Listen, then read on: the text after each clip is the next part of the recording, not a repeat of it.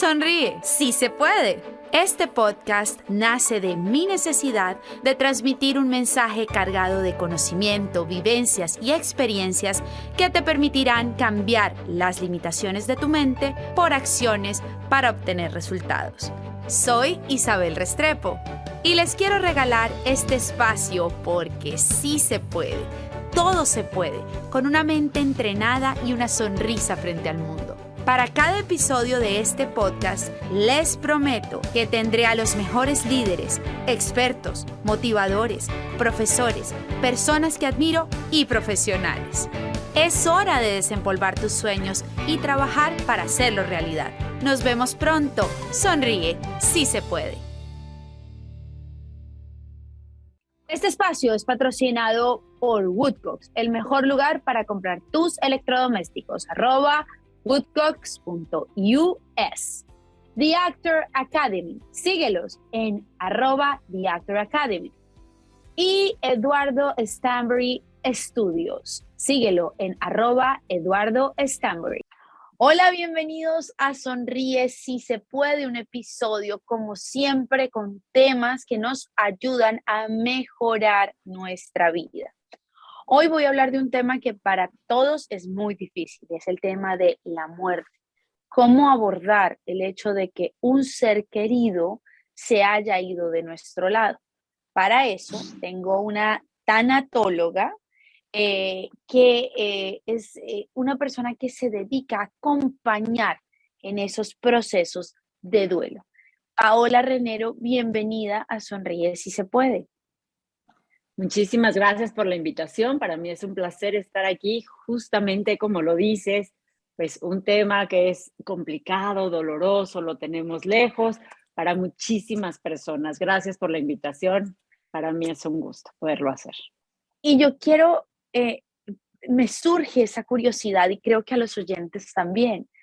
¿Por qué dedicarse a algo que se ve desde afuera tan triste, tan denso, en donde las personas están con ese dolor tan grande, en donde se tiene que enfrentar ese proceso de la muerte que es tan natural, pero que estamos tan poco programados para eso?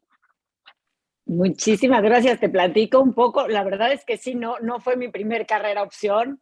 Nunca pensé en decir, me voy a dedicar a la muerte. Incluso cuando la estudiaba de manera personal, porque yo veía venir una pérdida importante, bueno, dos, los que por ley de vida vienen, y decidí vacunarme contra el dolor. Dije, ¿cómo me lo quito? Yo no quiero sentir lo que voy a sentir. Y empecé a tomar cursos y tal, y un día con mi esposo le decía, no, imagínate hablar de la muerte todos los días, qué cosa. Y bueno, y que socialmente es hasta, o sea, un bulto de sal, básicamente, o sea, vas a estar metida en eso, ¿cómo va a ser tu vida, no? Sientes que vas a atraer eso a tu vida. Exacto, existe esa creencia, ¿no? Que si hablamos de la muerte, cuidado, y yo pienso que es como si hablamos de sexo, pues nos embarazamos, y no, tiene que haber algo antes para que esto suceda. Y bueno, cuando lo entiendo así y vivo una de estas pérdidas por las que yo me meto a tanatología a estudiar de manera informal y personal, de verdad era como para saber qué era y buscando esta vacuna del dolor que creo que muchos quisiéramos tener a la mano en el buró, ¿no? Y decir que no me duela, que no me duela. Me doy cuenta que me duele profundamente, pero me duele desde otro lugar. Cuando yo reconozco esta pérdida, este dolor y este lugar desde donde se vive, cuando creamos contacto con el tema, con la muerte, cuando la reconocemos desde su real naturaleza, ¿no? Porque decías, todos sabemos que es natural, pero la tenemos natural en la casa del esquino, del vecino, perdóname, ¿no? Lo más lejos posible. Cuando entra a nuestra casa se vuelve antinatural, se vuelve injusta, se ve desde otro lugar. Y a mí la tanatología me dio ese regalo y fue cuando decido tener este contacto, hacer sesiones, hablarlo con las personas. Dije, esta paz sí se puede transitar. Yo soy licenciada en recursos humanos, iba mi camino siempre hacia el servicio a las personas, pero la tanatología me llevó aquí y fue un gran regalo, de verdad. Por eso soy tanatóloga y hablo de la muerte todos los días. Y sigo presente. Y me imagino que hay que educar un poco ante el concepto, porque todos creemos que ese dolor lo tenemos que vivir solos o que ese duelo nos pertenece y que no hay nadie más allá de un psicólogo, un terapeuta que nos pueda ayudar, pero que nadie se especializa en eso. ¿Cómo educaste tú o cómo educar a la gente para entender de qué se trata realmente la tanatología y en qué me puede ayudar? Claro, en sesiones damos tanatoeducación, ¿no? Hay que crear o recrear un nuevo concepto de la muerte, no el concepto que posiblemente adquirimos de manera eh, por escucha en casa, por alguna experiencia dolorosa y nos quedamos con esta creencia, por lo que oíamos hablar de mamá, por lo que oíamos hablar de papá, por lo que no oíamos hablar. Y claro que estas partes pueden eh, complicar un duelo, ¿no? Si yo en casa se hablaba o no se hablaba de la muerte, pues nos atora un poco. Si yo no tengo un concepto mío desde lo leído, lo escuchado, la realidad, la religión, cualquiera habla de la muerte, la filosofía, la medicina, están tan variados que si yo creo mi propio concepto, me doy la posibilidad de integrar a la muerte en la vida desde un lugar natural. Esto no quiere decir que la pérdida de un ser querido no me va a doler. Un poco lo que decíamos, no hay vacuna para el dolor porque el duelo es un proceso en el que me adapto a la nueva realidad, lo que no está ausente de duelo, de dolor, perdóname. El, el, a ver, el proceso de terapia o terapéutico contigo tiene algo que ver con el concepto de qué sucede después de la muerte. ¿Por qué? Porque muchas personas dentro del duelo, esa es su mayor preocupación. ¿A dónde fue? Entonces están las creencias, digamos, del cielo, el infierno, el purgatorio, están otras creencias que dicen que no pasa nada, están otras que va para otra vida. Entonces tú te adaptas de acuerdo a las creencias de cada persona o hay algo en general que nos dice hacia dónde van estas almas después de partir. En terapia me adapto, por supuesto, a cada religión, a cada creencia o no creencia, por supuesto que lo hago, pero Elizabeth Kubler-Ross, que es la madre de la tanatología, ella lo hace desde un lugar científico, entrevistando a personas o enfermos terminales al final, ¿no? Que cuando estaban al final de la vida, que tenían estos pequeños procesos de muerte y que regresaban, bueno, los regresaban médicamente, ¿no? Que era un momento en que habían cruzado, digamos, este lugar y ellos hablaban de sí un más allá, ¿no? Que no estaban solos, que morir no duele, que encontraban seres de luz que los acompañaban a este sitio que era tranquilo. Y desde ahí, documentado por supuesto por libros, pues se acompaña también a la tanatología. Les damos este recurso sin quitar, por supuesto, ni convencer, porque yo no te puedo convencer de algo que yo creo y que tú creas, de algo que no es tuyo, ¿no? Para este proceso es muy importante que todo te vaya haciendo sentido, que vayas haciendo tuyo tu concepto, que abraces tus creencias, que las reasignes, porque de pronto tenemos creencias sin ningún fundamento, ¿no? Que la escuchamos en algún lugar y entonces se quedó instalada y de pronto fue un evento aislado que hicimos nuestro y no tiene fundamento. ¿Hay diferencia entre el duelo de algo que se sabe que va a venir, una enfermedad terminal, crítica, o un accidente, una situación, digamos que improvista? ¿Es diferente el tipo de duelo? Es correcto. Cuando tenemos el tiempo de despedirnos ante una enfermedad, por ejemplo, se llama un duelo anticipado, se vive un duelo anticipado, lo que no evita el duelo cuando sucede la pérdida. Es muy importante que te diga que los duelos son únicos y personales. En terapia y en ningún lugar puede haber una receta específica para el duelo. Tal vez conocemos las fases, tal vez conocemos alguna sintomatología. Nosotros hacemos o creamos herramientas conjuntamente con el consultante para poder acompañar el duelo, pero no te puedo decir esto es lo que va a pasar, esto es lo que tienes que hacer. Por eso cada duelo es único y personal y hay tantos duelos como personas en el mundo, por los vínculos, por los significados, por las creencias, por el carácter, por el temperamento. Eso es muy importante que lo sepamos. Por eso muchas veces no nos entienden. Y regresando a la pregunta, sí, un duelo anticipado es el que se vive cuando tenemos un proceso de pérdida en algún momento, no esperado, porque en realidad no lo esperamos, pero bueno, avisado. Y uno que es pues un accidente que nos toma por sorpresa, se vive de forma totalmente distinta. Puede ser incluso más difícil de aceptar, ¿no? No tuvimos ese tiempo de pronto. Esta pregunta que viene me da hasta dolor de estómago, pero es necesaria y sobre todo después de haber vivido la masacre de Texas. Y es el dolor de una madre.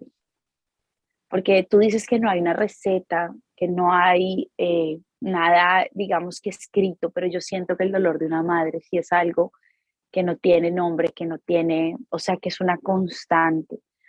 Hay formas para ayudar a estas mamás, hay palabras de consuelo, hay cosas que ellas pueden hacer para sanar ese corazón tan dolido después de que te arrebatan injustamente a tus niños.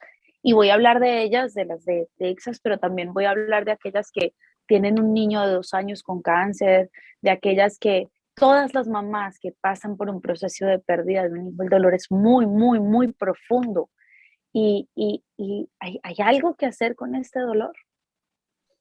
Pues definitivamente es un dolor enorme, bien lo dices, se dice, ¿no?, que es el dolor más profundo que se puede vivir, el vínculo de apego más grande es de la madre, de los padres, porque también puedo decirte que los papás también lo viven así, lo demuestran diferente, sin duda, pero también es un dolor profundo para un padre. Y para los padres, cuando pierden un hijo, es esta parte, este vínculo de apego más grande. Palabras no hay que consuele, creo que absolutamente ninguna. Yo hablo de hechos. ¿En qué te ayudo? ¿Qué puedo traerte? ¿Qué necesitas? Me siento y te escucho. Te abrazo si me lo permites. Me siento a llorar contigo, pero efectivamente pensar una palabra de aliento, no se me ocurre ninguna ante esta situación. Un hijo enfermo también es doloroso. Por eso lo que hacemos en terapia es acompañamiento. Esta parte del acompañamiento es, yo no puedo decirte qué tienes que hacer, ni va a haber palabra que lo sustente. Por supuesto, una masacre como la que hubo es dolorosísimo, es importante poner atención a la salud mental de las personas, es muy importante porque es un dolor en el que no puedes culpar a un enfermo, por supuesto, pero también me estaba enfermo, también viene desde un lugar pues que no nos alcanza a cuidar a las mamás de los hijos, de nuestros hijos. ¿Qué podemos hacer? Grupos de apoyo, terapia, lecturas, saber que el dolor se va a quedar, pero hay que transformarlo. Ese es el trabajo del duelo. Crecer alrededor del dolor, honrar la memoria de cada uno de estos chiquitos que no tenían la posibilidad de escapar de las manos de una persona que tenía un desequilibrio, sin duda. Tú hablas de que el dolor ya no se viste de negro. Y me acuerdo cuando leí esta frase de mi abuela que hizo luto a mi abuelo durante 10 años. Y así era. Y si hacías lo contrario, o si ella hacía lo contrario, estaba faltando a la memoria de ese ser querido. ¿Cómo se aborda hoy en día ese duelo y por qué ya no se viste de negro? Bueno, porque además es un color muy usado y entonces ya no puedes determinar quién está con un dolor emocional, ¿cierto? Entonces ya la gente lo usa de una manera natural. En la antigüedad era como la marca y además, como bien lo dices, las viudas lo tenían que portar 5 años. Cuando hablamos que el dolor está, no tenemos que, sabemos que está, no necesitamos vestirlo. El reconocimiento social es muy importante, cosa que hemos dejado al lado, aunque nos vistamos de negro, aunque hagamos un velorio, las personas quieren vernos bien ya. Tienes que estar bien, tienes que ser fuerte, tienes que salir de esto, tienes que volver a vivir. Y esto es un proceso. Del color que se vista, el dolor está ahí y es nuestro, es único y es personal. Armar nuestra propia red de apoyo sin esperar que ser reconocidos por absolutamente todos e ir caminando con el velorio puesto o con el luto puesto, es la parte que tenemos que hacer en un proceso. Yo armo y creo mi red de apoyo que sabe y reconoce mi dolor. Yo reconozco mi dolor. Hemos tenido y perdido esta sensación de tengo derecho a que me duela. Hay que estar feliz, hay que estar rápido, hay que salir rápido. Entonces, si yo me visto de negro, es muy valioso, son creencias, pero no creo que un duelo tenga esta capacidad universal para decir lo que tienes que hacer. Justamente esto es lo que hacemos en terapia. No tienes que hacer nada más que lo que te vaya dando sentido, de darte permiso de sentir, darte permiso de reconstruirte a partir de este dolor. Por eso creo que el significado del negro, bueno, pues ha perdido. Ahora creo que el luto es son las redes, ¿no? Aquí es donde compartimos y decimos cómo nos sentimos y cuánto extrañamos a la persona que amamos. Y sí, el reconocimiento social es por esto que los velorios, los funerales son tan importantes para sentir ese abrazo de las personas que nos quieren y que queremos. Eso ayuda muchísimo, por supuesto. Yo siempre he creído que los procesos terapéuticos no solo ayudan a quien viene a buscarlos, sino que de alguna manera cambian al terapeuta en cada una de sus sesiones y de sus acompañamientos. ¿Qué es eso que te ha dejado este camino de ser tanatóloga y de estar en estos momentos de tanto dolor en la vida de las personas? No lo puedes decir mejor, de verdad. Cada uno, y lo que más he aprendido de mis mejores maestros es cada uno de los consultantes, del tamaño que sea, desde chiquitos a grandotes, experiencias y reconocimiento de la capacidad humana de poder crecer a partir del dolor. Si te puedo decir algo, el dolor para mí hoy día es un testimonio de amor. Nadie que esté pasando o doliendo a una persona que ha perdido es porque quiera doler o porque no haya razón para eso. Hay una razón enorme y el nombre lo recalco en grande y palabra y letras grandes, es un testimonio de amor. Y cuando nos regresamos al amor y a lo que sí se tuvo, puedo reconocer la capacidad humana de poder transitar por procesos tan difíciles, dolorosos y cansados para lograr el agradecimiento y volver a integrarnos a una vida desde ese lugar, desde poder honrar, reconocer su existencia, su presencia y no quedarme con su muerte. Ese ha sido mi mayor regalo, sin duda. ¿Se puede consultar a un tanatólogo antes de la muerte? Quiere decir, en el proceso en que la persona, digamos, un cáncer, una enfermedad terminal, que ya la familia sabe que va a venir el dolor, que el día viene, ¿se puede consultar a un tanatólogo desde ese momento? Claro, la tanatología da, incluso aunque no tengamos ninguna pérdida próxima, podemos hacerlo. La tanatología, la terapia preventiva, cómo creo y cómo contacto con mi concepto de muerte y pérdida, qué es el duelo, cómo funciona, incluso sin saber que viene una pérdida, se puede contactar en el momento de la pérdida y post pérdida. He llevado casos después de 20 años, ¿no? Que un proceso de duelo no estaba acomodado, reconocido, puede ser en cualquier momento de vida. Y yo creo que es muy importante saberlo porque en esos momentos de tanto dolor, de tanto vacío, de tanta frustración, porque también se sienten, sobre todo cuando se trata de accidentes, porque si él no hubiera salido, si no se hubiera ido, si y comienzan todos esos hubiera a perforar nuestro corazón y nuestra mente. Qué importante tener a alguien que más allá de ser psicólogo, es una persona que se especializa en ese tipo de dolor. Y eso quiero recalcarlo, porque no es lo mismo ir donde un psicólogo que sabe tratar, digamos, el comportamiento humano, que ir al dolor. Yo creo que lo estoy hasta viendo en la mente, y al psicólogo lo veo dentro de la mente y al tanatólogo lo veo dentro del corazón. Y creo que ahí hay una diferencia muy grande. Es correcto, no lo puede, o sea, bueno, mejor dicho, nada. Así es, ¿no? Nosotros no tocamos procesos profundos de comportamiento, tocamos justamente este corazón doliendo. Esa es la parte, es lo que reconocemos, es lo que acompañamos, pero así justamente es la diferencia. Un psicólogo y un tanatólogo somos terapias diferentes. Incluso la terapia tanatológica puede ser corta, ¿no? Pueden ser 10 sesiones, claro, depende, como lo decía hace rato, es de cada uno, pero al final no tratamos o no llegamos a muchísimas sesiones de años porque no tocamos con profundidad otros procesos de comportamiento justamente. Dar la mano en un momento como esos es, yo creo que de las cosas más valiosas que he visto y de las terapias más bonitas de lo que yo he entrevistado, aprender de algo a lo que todo el mundo le huye, ¿no? A ese proceso de dolor de muerte que nadie quiere estar ahí. Y hay algo que tú dices que quiero leer textualmente, y es: nosotros no somos nuestro dolor única y exclusivamente. Podemos elegirlo como un aprendizaje de vida.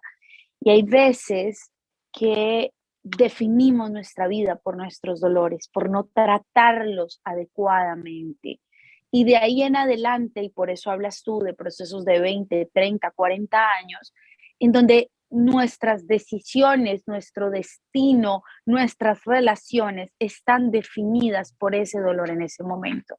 Por eso la importancia de consultar en el momento adecuado y poder transitar y evolucionar. Como tú dices, no apagar el dolor porque el dolor continuará, pero lo puedo evolucionar y de esa manera continuar con una vida más saludable. Muchísimas gracias. Gracias por acompañar a las personas en ese momento. Gracias por eh, ser esa luz en ese momento de tanta oscuridad, Paola. Pues lo intento con todo mi corazón, es el que trabaja, de verdad. Cuando descubrí esta posibilidad, no pude pensar en hacerlo diferente.